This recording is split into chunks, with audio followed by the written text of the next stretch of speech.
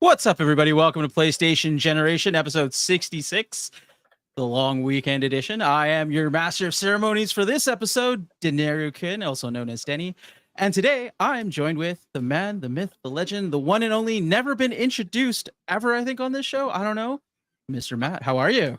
I'm good, man. How are you? I'm doing good. This is weird. Dude, I'm excited. I'm excited to take my hands off of the controls. If this was like a Jesus take the wheel moment, this is my Denny take the wheel moment. I'm just gonna hang back. I'm gonna relax. I'm gonna just see how it is on the other side of the fence. Is this what Eminem felt like when he crossed the tracks? Maybe. So now you're on the other side of 8 miles. Is that what you're saying? Yep. First of all, I love the fact that we're like 30 seconds in. You've already referenced me as Jesus, and you've referenced yourself to Eminem. So, yep, same. Yeah, we're in for a hell of a show. It's gonna be a good time. Lots of stuff to cover. Some Battlefield 6 news, and some other stuff that's been going around. A little bit more news than recently, I feel, but it's good. But let's start off with what we always do. Rice Boy's not here, so I'm really sad because I wanted to see how he felt about Expedition 33 because I messaged him during the week and I've been like, have you been playing it? And he's not here. So Matt, what have you been playing? Hold on, real quick before I talk about me. Do we know if he finished it? Do you have have that information? Know. I do not. Okay, perfect. So the last time I was talking to him, he was outside of the house and he's like, I gotta drive so I can go home and play. I'm like, you do it. You gotta finish it. You have till like Sunday. Okay, and, so now he's not here. That lore can stay. That lore can stay in the treasure chest until next week. We'll get that out of him next week. I have been continuing. Listen, from now on until I tell you otherwise, I'm playing Persona 5: The Phantom X. I can't stop playing this shit. Even with like this rocky road that we've been on the last couple of weeks. With like, they did a bunch of stuff where they've changed the incentives. Global players seem to be getting less than the Chinese and Korean servers and Taiwanese servers. So like, let's say that there's a patch that they're like working on and like the game goes down for X amount of hours. Like they announced they're like maintenance is going to be on Monday at 5 a.m. It's down for 5 hours. They usually reward with like 300 gems worth, which is like basically like a pull ish, right? They gave global players 100. So it's like people were like upset. They made a bunch of changes that are like kind of strange and feel a little money grubby. But I'm still having a blast with it. I'm still playing it every day. I can't stop, Denny. It's okay. I can't stop. Until you forget to feed and bathe yourself or significant others, then we will not do an intervention. So perfect. Okay, then I'll make sure to never tell you when that happens. It's definitely not already happened. No. Did you bathe today? Today? No, yes. I'm a night showerer. Okay, so did you bathe yesterday? Yeah. All right, then we're good. We're fine. I did because me and my wife have had a hyperfixation the last few days. Denny, are you one for trash television? Occasionally I do dabble into it. Okay. I'm not usually, but I am a good fan of like the competition shows and stuff, Right. But it takes a lot for me to kind of venture onto like the dating, like, singles inferno, that kind of stuff. Yeah.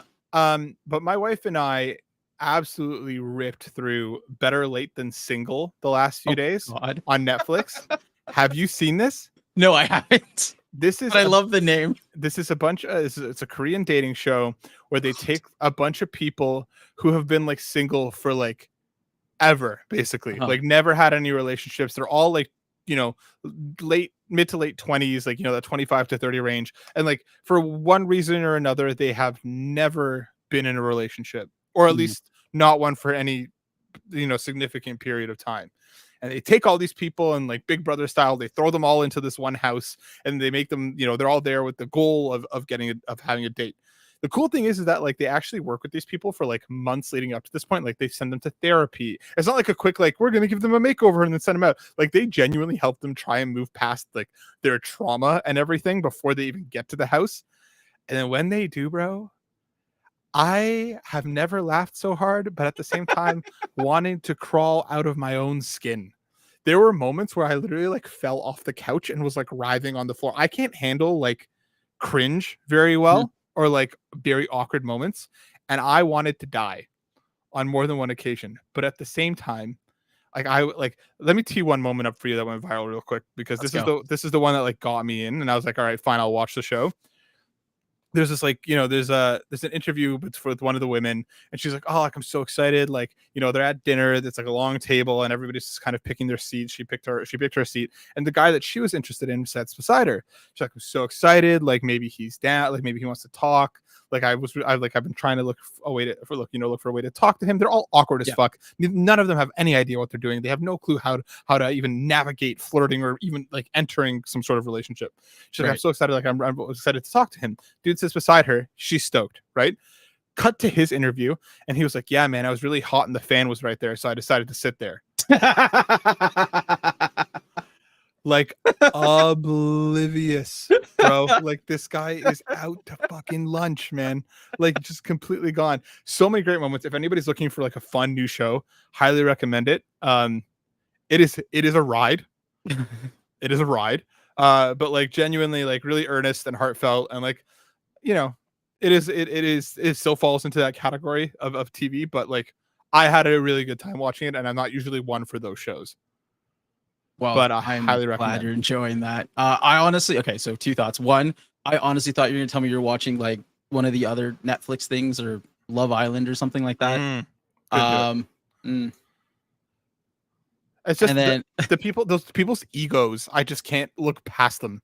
You know what I mean? Like they're all like, that's those shows are so like they have to have these like larger than life personalities to like fit into those shows. I can't handle it.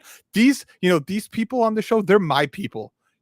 They are like the social outcasts, the weirdos, the nerds. Like this is those people, and just like setting them loose, it's like, good luck, guys. Be free. Here's a bunch of other people in the exact same position as you, and good luck. Second thought, I was gonna say I'm exactly like that guy. I probably said something. Oh, I'm just gonna sit here because the fan's close by. I died, dude. That's me. I died. Me. I love it. But I have also been playing Story of Seasons Grand Bazaar. Have a preview up over on But Why Though, so go check that out there. But kind of quick thoughts. I like a cozy game here or there. I feel like kind of end of summer. This is coming out at the end of the month. I'll have my full review up, when in a few weeks. It's a remake of the DS Harvest Moon Grand Bazaar, but it's not like, this is a pretty significant remake. Like it's not like they just glowed the graphics up a bit. Like it's gone fully 3D. They've added voice acting to all of the character moments. They've like added entirely new systems that weren't like ever there, like entirely new stuff. Like they really took that, like the base for this game, and like reimagined it and blew this up into like a whole new thing. Just finished the first month.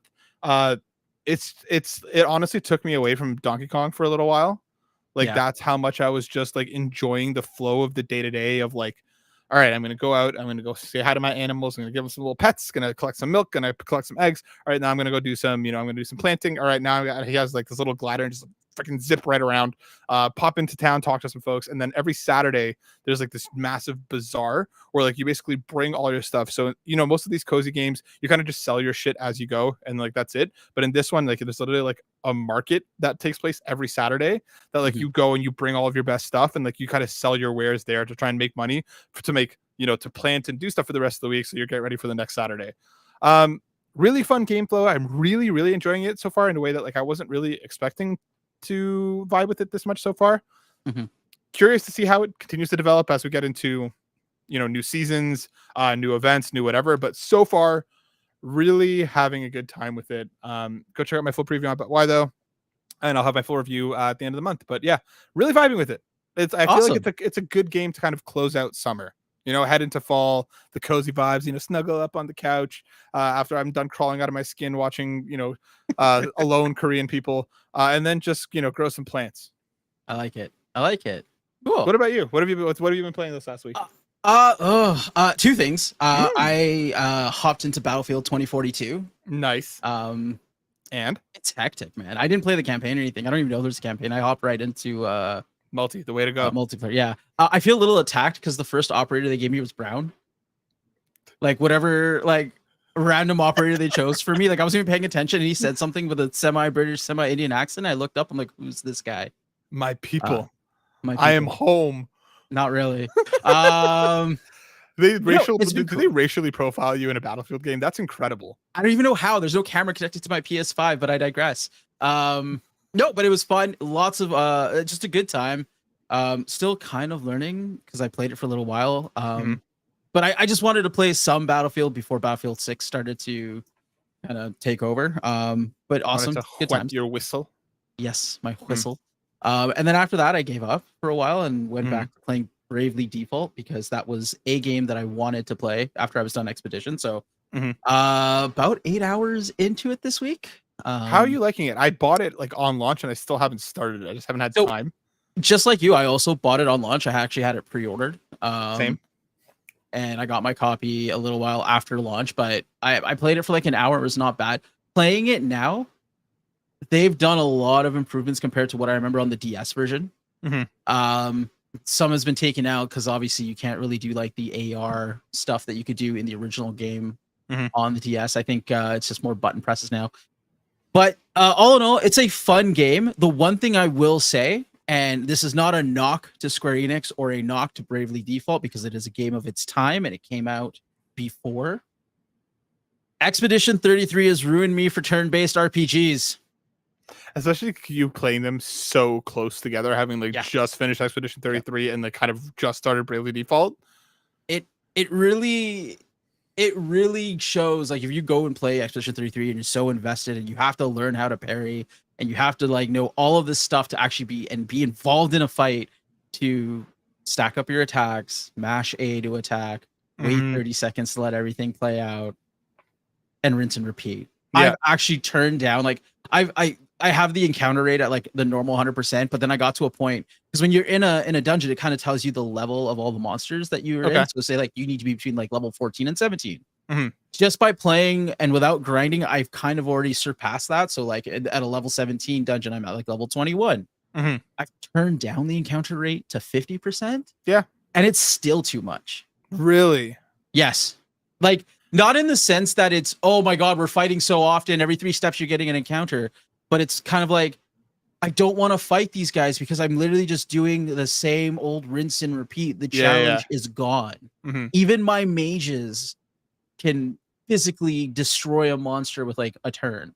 See, that's why I really appreciate games like Persona that do that, like where like once you hit a certain, like once they know that you're over leveled, you can kind of just steamroll through the overworld enemies. You'll still collect the experience, but they don't make you sit and basically rinse and repeat what exactly the same combat cycle that you're gonna do. So like I wish that it sounds like Bravely Default would have benefited. And again, a product of its time. It's a game that came out like what 15 years ago at this point. Yeah, roughly. It sounds like that could have been a welcome addition. Or even just level scaling. Yeah.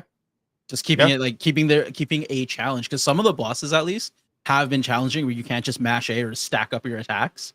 You actually do need to know like their weak spots. You have to burn a turn by examining them. So at least there's a challenge with the boss fights. I just wish the trash mobs were there was something for them. Yeah, I feel you. Well, at least they let you turn down the encounter rate. I'm like, I think it's like next on my Switch list. I just need to find time to get to it, but I'm happy that they at least let you turn that down, because that would drive me insane if you couldn't.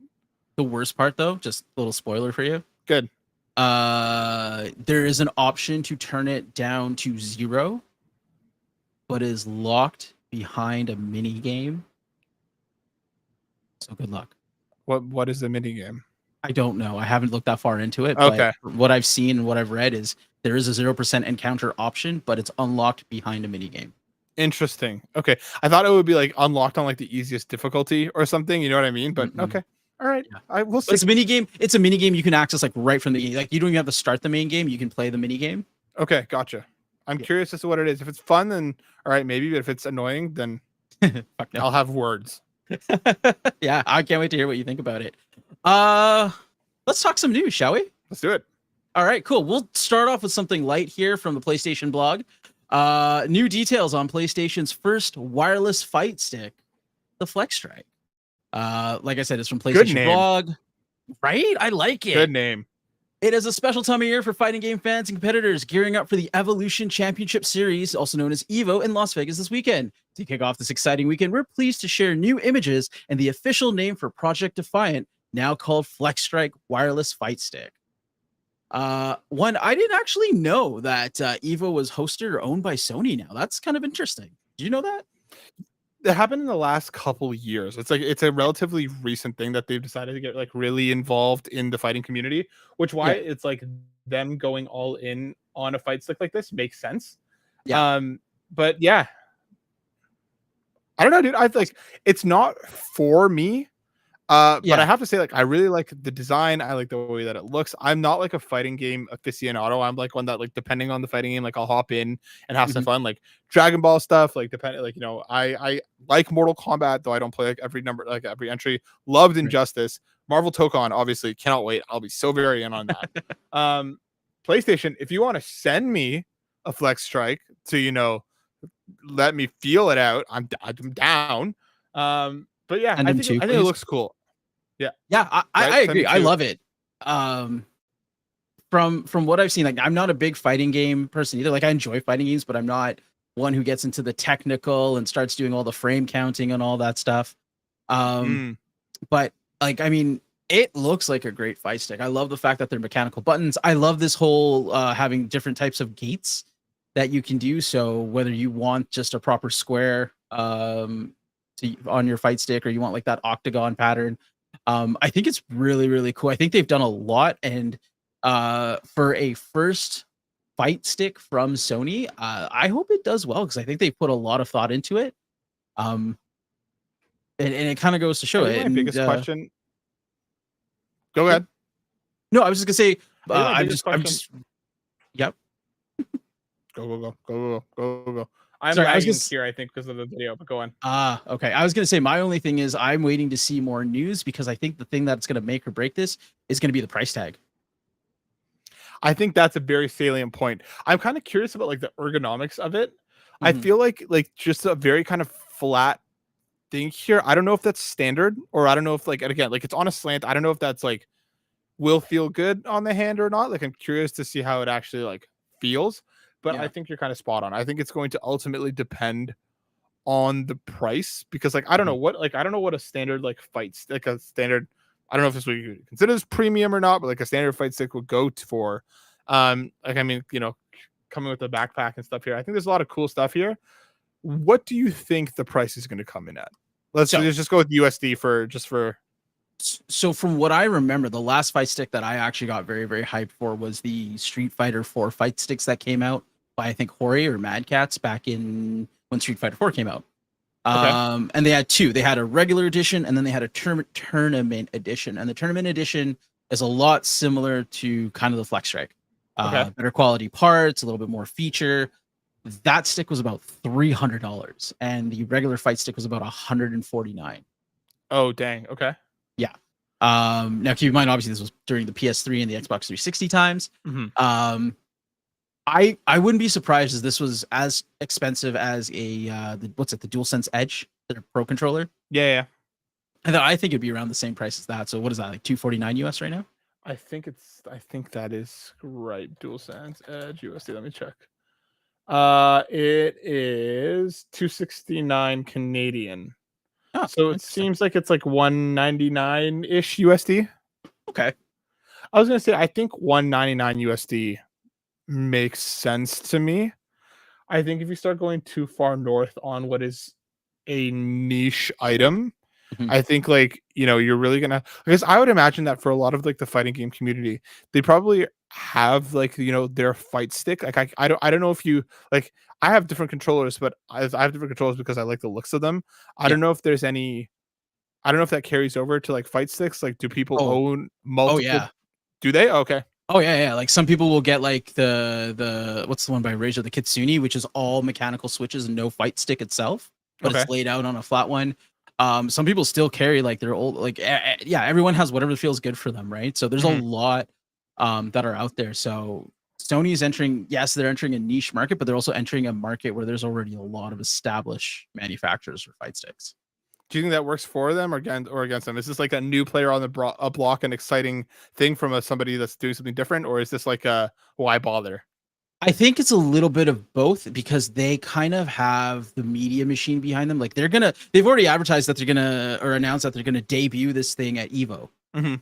right? So if they've got Evo behind them and they're starting to push those arcade sticks at Evo, right? Trying to get people to use them, trying to get people to like them, trying to get people to buy them. And if you're getting those people to buy them, like that's your core audience right there.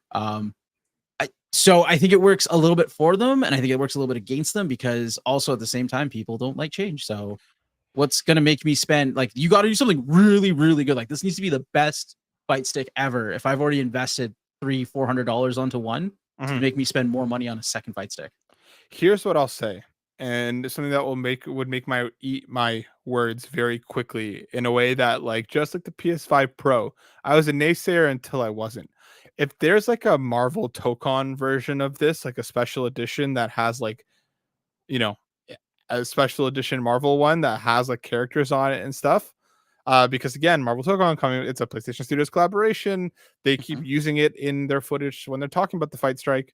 That kind of, synchronicity, that kind of, symbioticness makes sense given these two properties, 2026 across both of them. I think it would make a lot of sense to launch these at the same time. You're picking up Marvel Tokon, pick up the new fight stick that, is coming out at the same time. But if Yep. there's also a special edition that pulls these two things together and gives me some cool special edition fight stick that's all Marvel-y, Yeah. I will buy it very fast. Yeah, me too. I think it's yeah, there's some really good fighting games that could use it as well. So yeah, I it's a wait and see for me. Very cool though. Let's move on. So let's talk about THQ's annual showcase event recap. Also from the PlayStation blog here, we had a slew of announcements from THQ this earlier this week. So let's go ahead and take a look at them. So a lot of games came out or announced. SpongeBob game, Darksiders 4 was announced. I think they're doing a remake of Sacred 2 Fallen Angel. Yeah, what are you thinking, man? Anything here that caught your eye? Did you watch any of I the trailers? I've kind of seen some of them. Eternal Life of Goldman. This game looks like one of the most visually striking games I've ever seen.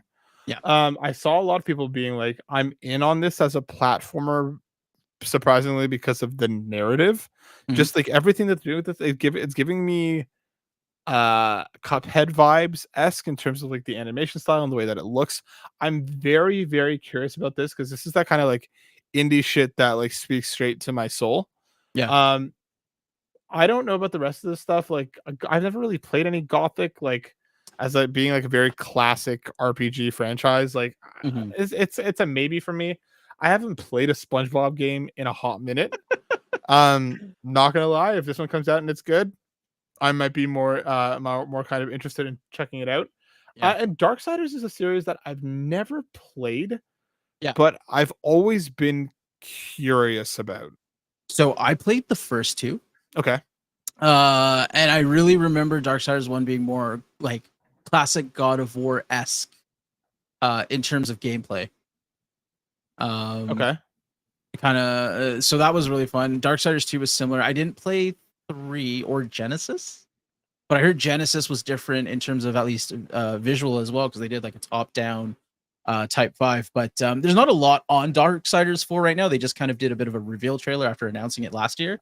Mhm. But I'm hoping it does go back to kind of the original formula. If you haven't played them, definitely start. Like, definitely play Darksiders 1 at least, because I remember that being a very, very, very fun game. I think like I need to like from what I've heard, they're basically like God of War and Zelda kind of like mashed together, from my understanding. Uh, Absolutely. Yeah. so like I'm curious. Like I don't know if it's one like I would have to have like a pretty significant like backlog season era for me to work my way back to a Darksiders, but like I'm curious. Like I'll keep my eye on the new one and see if it, how I feel. I think Yeah. the other one that I'm still genuinely curious about is that Tides of Tomorrow game. Mhm. It's on screen right now, but remember that was the one that we saw at the last PlayStation State of Play, where we like it was like an asynchronous multiplayer story Is game. this the one where other people, if they do something, it influences the way your story plays out? Yes, because I remember Okay. at the time when we first saw it, we were kind of like, what does this mean? Like Mhm. is this like a round based thing? Is it like, are we genuinely impacting one another's stories? The reveal trailer kind of left us confused, where I was kind of like, if it's my story that I'm also dealing with the ramifications of other people's actions, that makes me interested to see what that looks like. Especially if I can, like, let's say me, you, and Rice all decide to hop on and play. And Yeah. like, if we can decide that this is, these are the people that are going to influence my game, and then I can kind of see what decisions you made and how that screws me or helps me or whatever, Mhm. or vice versa. I am very in on that because I think that is a novel and fresh take on multiplayer, depending on how intricate those systems are. You know what I mean? Yeah. I'm curious to see how much of this there is. I'm quickly looking at the new trailer now, and like it looks visually interesting. Like I need them to sit down and show me like 15 to 20 minutes of this game and Mm. show me how do these choices actually impact? How do my choices make your world different Yeah. and vice versa? Like how visceral and how extensive are these kind of choices? That is my biggest question as well. It's just how big of an impact do other people's choices have? Because there have been a lot of games out there that have advertised that, oh, hey, if you do something, other levels, other stages, other worlds are going to get impacted. Like this is the throwback moment here, but I remember really excited for Mega Man X6 Mm-hmm. on the PS1 because one of the things was that, hey, if you play this level first, the other levels are going to change, and there'll be consequences of what you've done. You may not be able to access a certain path, or you might lose out on a certain weapon. None of Mm-hmm. that actually happened. It just rained in another level and just made it slightly harder for you to jump, like whoop de freaking do. So for me, like, yeah, I would love to see much larger impacts to someone's game experience, to really, really hit that home and kind of show the ramifications of what you do. Yeah, like I like this. So the way that they're talking about this in this trailer is that like they are kind of they want to speak to like climate change and how our actions affect one another. So they're kind of taking that ethos and bringing this to this game. So like I said, I'm curious as to how deep these systems are, because Mhm. if they are significant, I am much more interested on what Tides of Tomorrow is doing.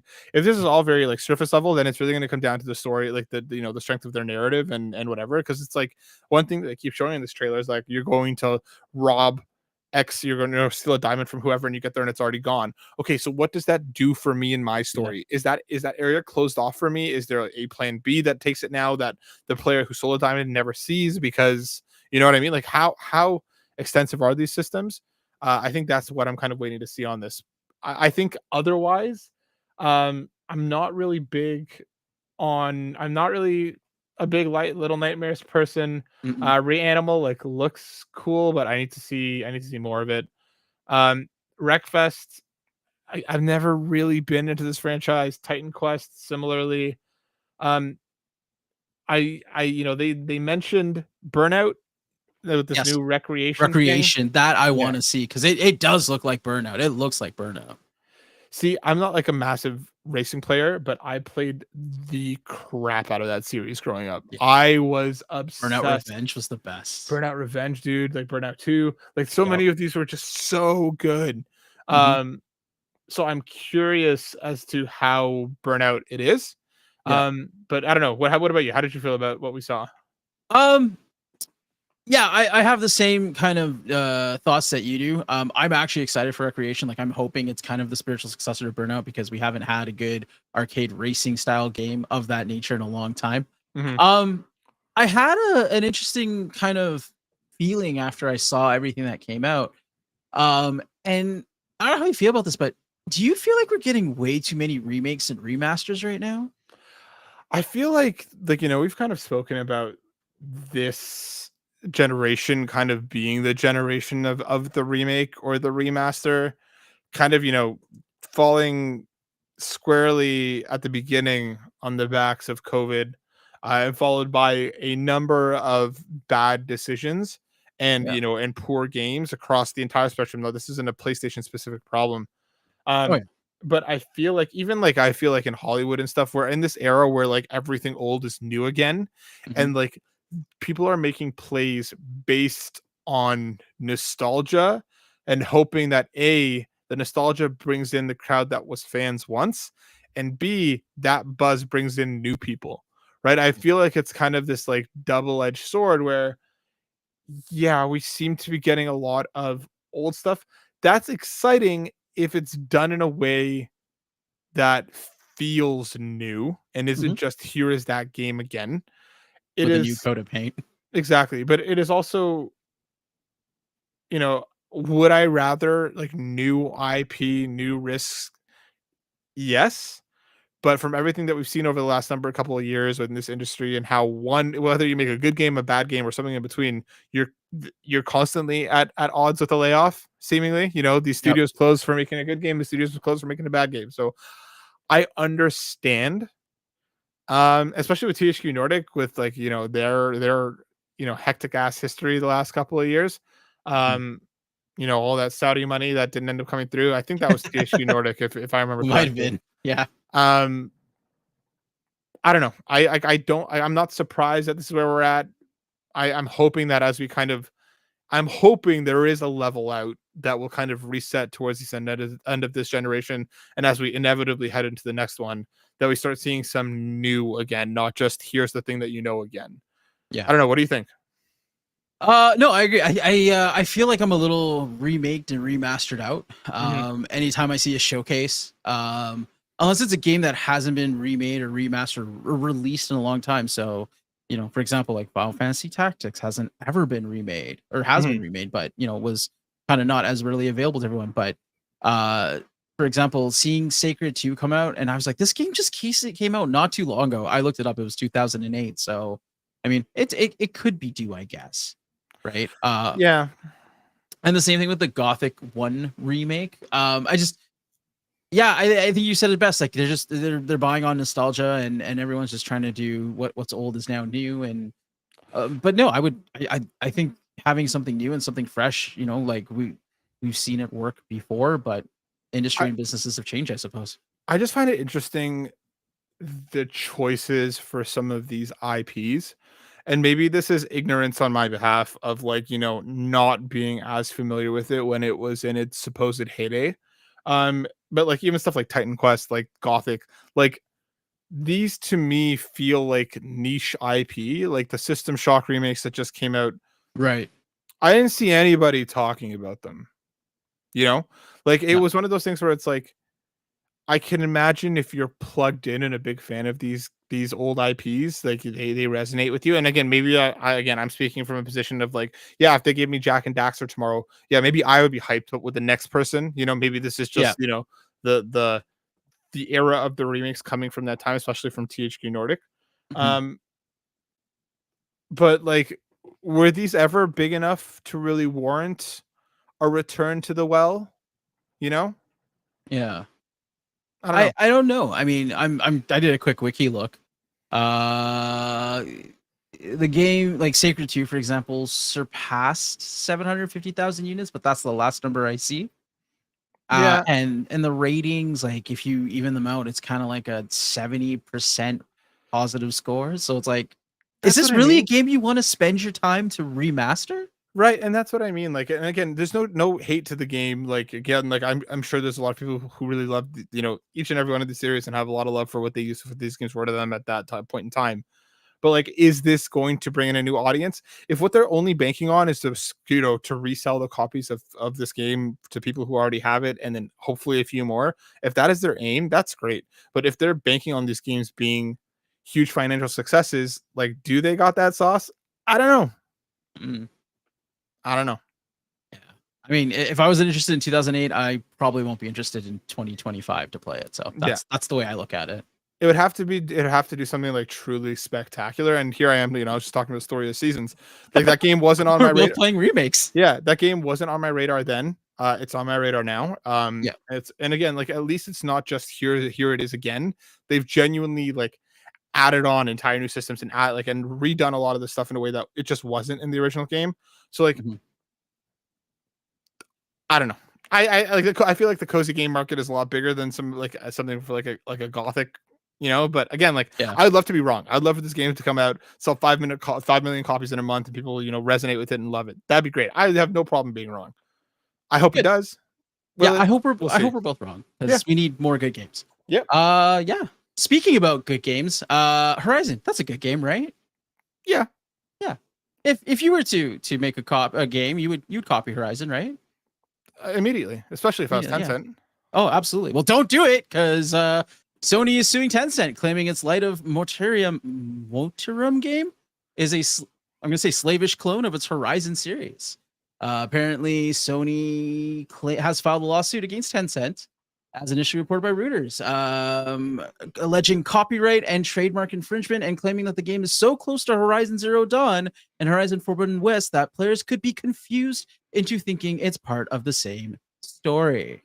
The suit also alleges that after starting to work on their game, Tencent then asked Sony if it wanted to collaborate on a new Horizon game, to which Sony declined. Sony claims that Tencent went ahead and made a Horizon-like game anyway. The rest of the article kind of talks about how the screenshots and the trailer and the imagery all misappropriated protectable elements of Sony's copyrights in the Horizon franchise to a significant degree, stating that it's far from along in recognizing the striking similarities. Sony also cites online users and websites who pointed out how much the game looks like Horizon. I don't know. How do you feel about this, Matt? Is this true? Have you seen anything for this game yet? I've seen, like, again, the scuttlebutt and the stuff online here. Usually when it comes to stuff like this, it's interesting how much of this is like, you know, when we look at even like Pal World versus Pokemon, you know, pretty instantly you recognize that Pal World is not Pokemon when they start whipping out the, you know, the AK-47s and start blasting away at these cute creatures. That's a pretty instant switch in your mind that goes, okay, this isn't what I expected. Mm-hmm. If somebody came to me and told me that this is a new Horizon spinoff, I would believe them. You know, cold cocked without knowing anything. Like even the fact that, like, you know, Tencent came to Sony, asked for them. Usually these things are kind of like, yeah, but like this is inspiration versus, like, this is pretty blatant. Yeah, I'm not like some Sony defender or even like a massive Horizon fanboy. I think the games are fine. But like this, I like, it's one of those things where it's like, if you put this in the picture next to each other, you know, that meme of Pam at the office that's like, this is the same picture. The same picture. That's what all of this is. All of this looks like, from the environmental design to the costuming to the monster design. Yeah, like this just screams Horizon to like a point that is just uncomfortable. I understand Sony being like, yo, what? As we told you no, bro. Like, relax. I think this is pretty egregious and pretty obvious. Yeah. You know, like, this is like, you know, don't copy my homework, and then they show up with different. Like, yeah, they, like, you can still see the erase marks from the person's name originally, you know? Yeah. Yeah, actually, I'm kind of checking out the gameplay demo, and yeah, just look at those screenshots now. Finally, yeah, I see the resemblance here. So then, with that being said, to not get sued, what do you think Tencent has to do to keep what they've done so far? I don't know, man. I don't know if you could. Like, this would be a pretty significant overhaul. Like, the initial step of like make your you know, player character customizable. You know, like, that would have been a pretty easy way to kind of kick that off. I don't know if they are, if they aren't, but like, you know, the seemingly title character or whatever that we saw is a red-haired woman. You know, like, come on. I don't know if there's enough that they could do here without really changing what this game is entirely that would have, you know, Sony not come after them. They'd have to reskin this entire thing as like a cyberpunk dinosaur game at this rate. So, you know, they'd have to go in such a wildly different direction, because everything here just looks like it, from the characters to the monsters. Like, every aspect of this game feels like the Dollarama version of what we already know. Oh man, yeah, no, I just found like a piece of art with the logo on it, and it literally looks like they just took off the Horizon logo and slapped on their own name. Like, this is like, you know, I remember a lot like when Genshin Impact initially came out, being like, this is Breath of the Wild, and like, yes, like, you could very much feel that influence, but at the same time, you play that game for a little bit and that starts to feel pretty different pretty quickly. Which is why I feel like, you know, Nintendo never did anything, because like it gives off that same initial vibe, but very quickly. This just, like, I can't see how this is anything else, you know? So what I'm hearing is they need AK-47s in this game. You know, it would help. I don't like even, come on, like, those look like tall necks, but just with more antlers. Like, this is bad, bro. I wonder what would happen. I don't know. What do you think? Do you think there's anything they could do? I don't know. That's kind of why I asked you. I needed an idea because it's too much alike. Even so, funny story, haha. When I was looking at these screenshots that were on the article, I actually thought they were screenshots of Horizon. Same for a second. Like I was like, oh yeah, I guess I got to see what the game looks like, and then I went and saw the screenshots. I'm like, wait, these are the same screenshots. Ah, crap. So yeah, I don't know. It doesn't look good. Let me tell you that much. Yeah, that's okay. We'll see what happens. We'll keep tracking it, and who knows? Maybe we'll get some news out of it later down the road. And then let's take a look at what's coming up. Speaking of down the road, PlayStation Plus monthly games for August. They're coming out on the 5th, so right after the end of the long weekend. We've got Lies of P, DayZ, My Heroes 1 Justice 2. And then we've also got some more. That's it. Oh, no, that's everything. That's all the essential games. That's all the essential games. Okay. Yeah. So that's what we've got so far. I'm kind of excited to play Lies of P because I've never played it. What about you? Anything you haven't played out of these or would want to play? I think this is a pretty stacked month for people. You know, I know a lot of people, especially like, you know, Rice, have a lot of love for Lies of P. The expansion just came out somewhat recently, if I remember correctly, back in like June around E3, I think, or not even E3, Summer Key 3, Summer Game Fest. I think it was shadow dropped to a lot of acclaim. It's not a game for me. I tried to play this on Game Pass, and I'm not a Souls person. I noped out very quickly. Was Lies of P the one that said that they're going to be adding difficulty modes? Yes, they are. It is. I remember that. Like initially they were like, no, we're not doing that. We want the experience to inherently be what it is. And now that they're adding them, maybe this would cause me enough to go back if I can just feel like a bit of a power fantasy and steamroll through some people as Pinocchio. Then maybe I'm more in. DayZ, I don't know. Like I've always been curious, but I don't know if it's enough that I want to check out. And My Hero, like, I'm just so sick of these fucking anime arena fighters, man. Like, really? It's just, yeah, dude. I love this. I love My Hero. I love My Hero so much, genuinely.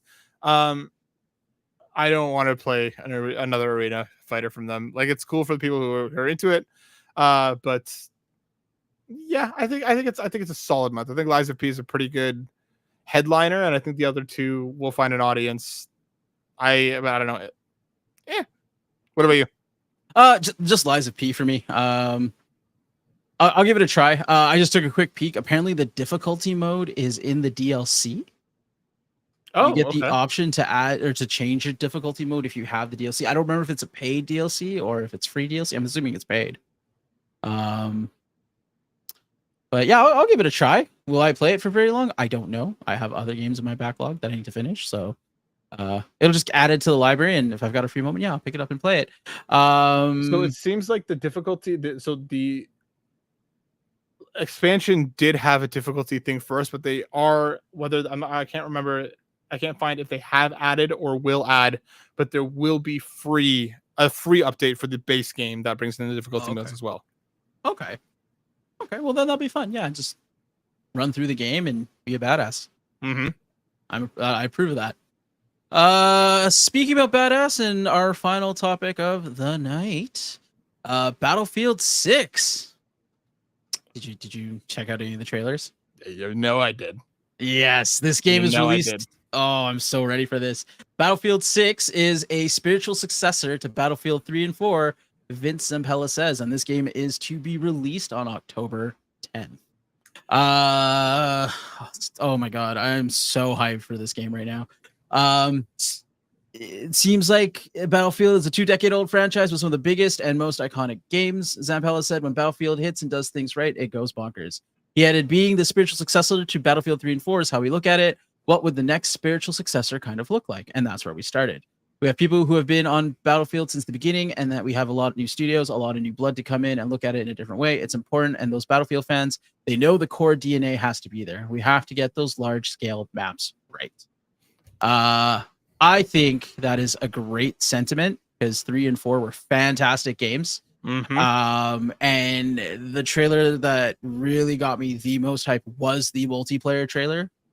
I don't know what oh, I could talk about this forever, but Matt, what were your thoughts? Dude, I'm so hyped. I think this is the most excited I've been for a Battlefield game in a hot minute. Yeah.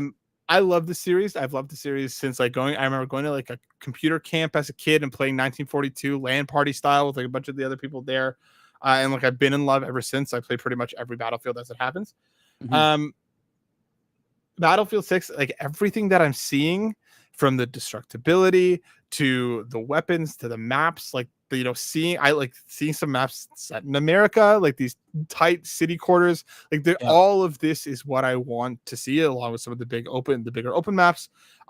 Battlefield for me has always been really exciting because it does feel like this all out war. It's huge. I pretty much exclusively play Conquest because that's just my shit. Like I love the feeling of like, okay, they're taking A, we got B, they're taking C, they're taking D. Where do I go? And I'm usually the player that, like, me and my buddy, when we go off into these things, we take like the long way around to the one that's like the furthest into enemy territory, capture that, and kind of start the force back down to kind of link back up to those areas that we hold. I just don't get these moments in COD. Like COD deathmatch is fun. These things just don't exist in the same way. For the amount of times that I'm like, oh hell yeah, I get spawned directly into a plane and accidentally go straight into the ground. Like these moments, just like everything that I'm seeing in Battlefield 6, it is speaking to the Battlefield fan in me. A lot of the previews seem largely positive. A lot of like we've seen a ton of gameplay at this point from like a bunch of streamers and stuff. Everything that we're seeing has me excited. The stuff that they're talking about, weapons being available across different loadouts, the way that the destructibility works, the kind of way that they're looking at this, with kind of being a sequel to 3 and 4 more so than anything else.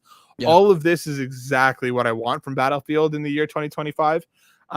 October 10th, I really like how they're kind of being like, it's coming, even though we already know that this has been out in like Battlefield Labs to an extent in its multiplayer for a number of months now. People have been playing it. I'm hoping that this kind of runway that they've given themselves transitions into a smooth launch that people are going to be excited about. It's a great time. We still don't know what's going on with COD. They kind of gave us that weird teaser trailer, and that was pretty much it. I think if Battlefield hits, I think this could kind of hopefully be a shot in the arm for the franchise. I have a lot of love for the way that DICE does these games. And again, bringing Van Zampella in from Apex, from Respawn, it's a great idea. He clearly knows how to put together a first-person shooter. I'm in, dude. Like I'm very, very excited. I hope that this game kind of this is probably pie in the sky, just given how everything is, but I really hope this game topples Call of Duty. I think a lot of people I've talked to, there's a lot of Call of Duty fatigue.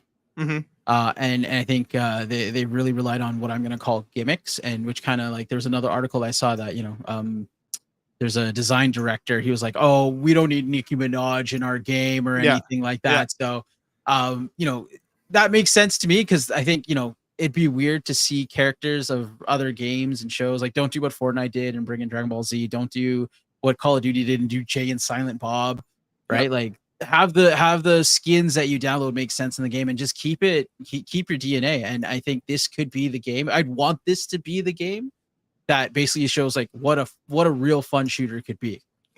Especially because like you mentioned, Fortnite has a stranglehold on a lot of the youths, and it has, and it will in perpetuity.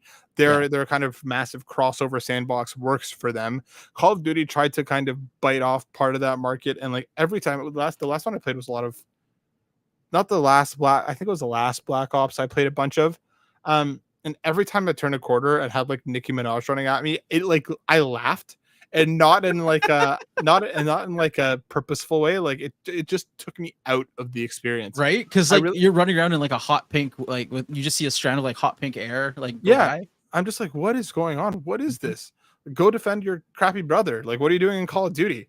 It just pulled me out of the experience every time. So for Battlefield 6, like I really hope that they don't do a lot of like, I don't need like Dom, from Gears of War in here. I don't need like I don't need IP crossover in this. Just like again, Rainbow Six is starting to wear out. Call of Duty is starting to wear out. There is a fatigue in the first-person multiplayer, like first-person shooter multiplayer market right now, that I think Battlefield is uniquely poised to do something about. if it can stick the landing. Yeah. And like again, like I think they said like 10 or 11 maps at launch, a few different modes. Don't even talk to me about a battle royale. Like just give me a finely tuned experience, and I'm there. Absolutely. I don't think we need a battle royale in this game. No. Funnily enough, I just found a part in an article here where like they talk about all the crossover skins in COD. I didn't know Lionel Messi was a skin. Dude, like COD. what? The Ninja Turtles, Kevin Durant, really? Yeah, like those. It's just like at least Fortnite that they did blew open their design language in such a way that like anybody and everyone could be there. Like seeing Aang run around with a gun, it should be so like it should break your brain so significantly, and just within Fortnite it just makes sense. Call of Duty is too realistic to have these people in here. Yeah, absolutely. It's such a weird list, and it's so horrible. I'm glad. I hope, like I said, just Battlefield just needs to stick to what they know how to do, and I think they're gonna have a great game on their hands. And yeah, just knock Call of Duty out off its high horse. No more Black Ops games, please. Mm-hmm. That's everything that I've got to talk about today. We can go into some questions here. I think there's only one, but it's a good one. Mm-hmm. From T. Mm-hmm. Late, but to add it to the next one, with the ending of support for Mortal Kombat 1, what do you guys think is next, story-wise and gameplay-wise? Also, thoughts on the Mortal Kombat 2 trailer? I think Mortal Kombat, they're good. Story-wise, I don't know. I have no idea what's going on. Like I think Mortal Kombat 1 was like a soft reboot for the franchise, if I understand kind of. Okay, So, talk to me. Okay, so Mortal Kombat has had 2 reboots, one in 9 and then the one in 1. But the one in 1 is kind of like a reset more than a reboot. Okay. Because Liu Kang becomes the new god of time in Mortal Kombat 11 and then decides to just restart everything, if that makes sense. Okay. That's like the simplest way I can put it without trying to overcomplicate it. So now all the characters in Mortal Kombat 1 are kind of weird.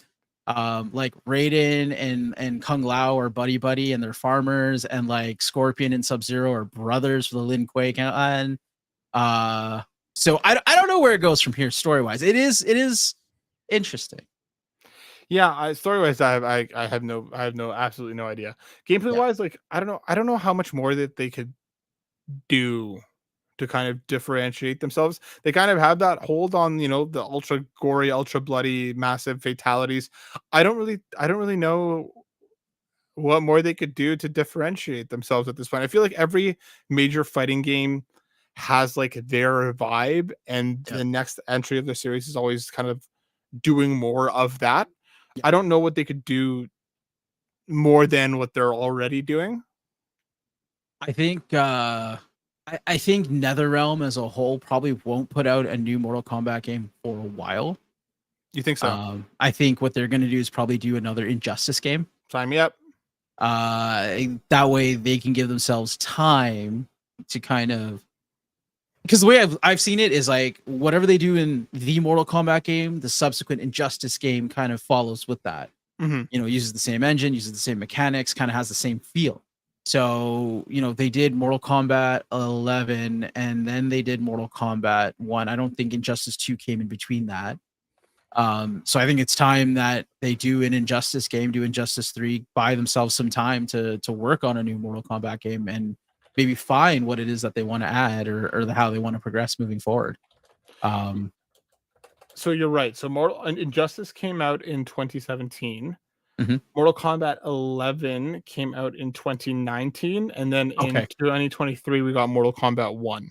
Okay. So it's been almost a decade since we've seen the last Injustice. Yeah. So I think they bring that back.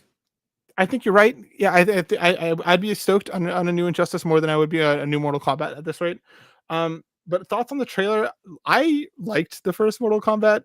Okay, good. I'm not alone. Yeah, I liked how stupid it was. Like it was ridiculous. Don't get me wrong, but I had a fun ride with it, and I liked what I saw of the Mortal Kombat 2 trailer. I love Carl Urban.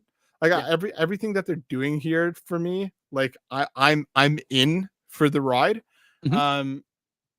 I don't know if it's something I'll go to the theaters for, but once it hits streaming, I'll definitely watch it. Yeah. But like I'm in. I think it looks fun. I'm in the same page. The only question I have, and this was my gripe with the first one, is are they going to focus on that guy, the made for movie character? I forgot his name. The Scorpion Descendant guy. But I feel like we barely saw him in the trailer. That's right. It seems like this focuses more on like Johnny Cage, or maybe the Yeah. trailer is just stylized that way. But even the marketing has been more about Johnny Cage than anything, because they put out that kind of like faux Johnny Cage movie trailer before the actual official trailer came out. Yeah. Right. So that's what I want to know is like, is this their way of like getting rid of what was his name? Cole, I think was his name. I'm gonna double check. I think it's Cole. Cole Young. Cole. Yeah. Maybe this is their way of getting rid of Cole and actually diving more into the Mortal Kombat lore, which would be great because I feel like I don't know. He was the only kind of spot in the movie that I really didn't enjoy. He was the only thing in the movie that I enjoyed that he was there. Yeah, I think he was kind of whatever. I think what I remember from the first one is I just want more fights. Yes. I want more action. Like Yes. I'm not somebody who's like drilling deep into the Mortal Kombat lore. If I'm watching Mortal Kombat, I want like over to the top action and stupid fights. Yeah. If that movie can give that to me, I'm in. Like I'm good. Yep. No, I agree. So that's it for me as well. Yeah, I just want it to be fun. It just needs to be mindless violence. And just cool set pieces. Yeah, not everything needs to stimulate my brain in a way more than Donkey Kong Bonanza does, where it's just punching shit is fun. That's it. Like just give me that's all I need. Yeah. No, absolutely. Awesome. Well, on that note, I think that wraps everything up for tonight.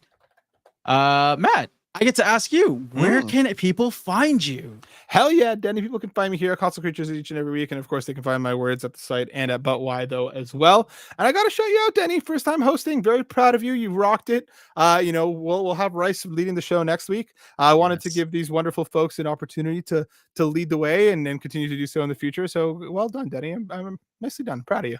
Thanks, Dad. I mean, Matt. Yep, that's right. Yeah. And me, you guys can find me online places. Instagram and Twitch are the spots, and a little bit of social everywhere else. If you want to find those links, they're on my link tree at linktree/Denerican Gaming.